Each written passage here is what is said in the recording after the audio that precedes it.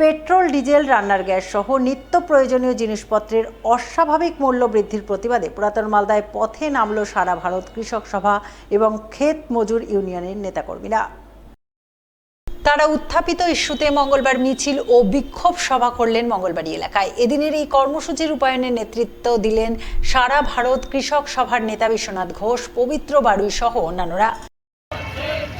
200 unit পর্যন্ত বিদ্যুতের বিল মুকুব করার দাবিতে আমাদের সংগ্রাম।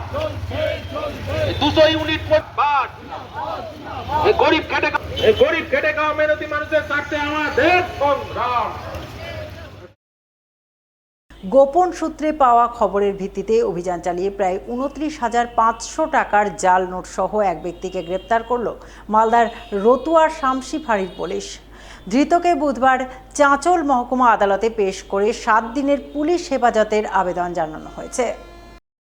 পুলিশ সূত্রে জানা গেছে, ধৃতের নাম নূর আলম সবজি ওরফে ভাল্লুক, বয়স 35 বছর, বাড়ি রতুয়া থানার বৈকুণ্ঠপুর গ্রামের মারোয়ারি পাড়ায়। মঙ্গলবার গভীর রাতে সে মোটর বাইকে করে শামসি এলাকায় ঘোরাঘুরি করছিল।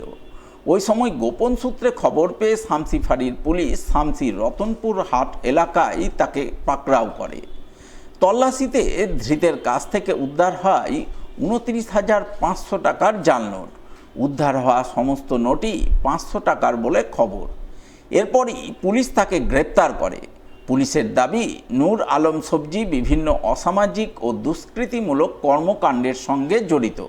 তার বিরুদ্ধে পুলিশের খাতায় একাধিক মামলাও রয়েছে। তাই উদ্ধার হওয়া জালনোটের উৎস এবং এর সঙ্গে আর কেউ জড়িত রয়েছে কিনা তা খতিয়ে দেখতে পুলিশ তদন্ত শুরু করে এবং তদন্তের স্বার্থে বুধবার ধৃতকে 7 দিনের পুলিশি হেফাজত চেয়ে পেশ করে চাঁচল মহকুমা আদালতে।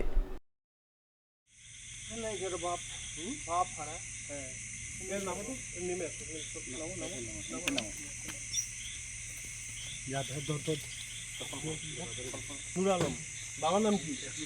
হ্যাঁ, বাড়ি কই? বাড়ি রতুয়া। কোথায়? এখানে কি করতে এসছে? এইখানে আমাকে ধরেছে পুলিশ। সেটাই তো, তোকে সার্চ করতে হবে। আমরা খবর আছে যে তোমার কাছে জাল নোট আছে, ঠিক আছে? স্যার করেন না, মেরে ফেলবেন, মেরে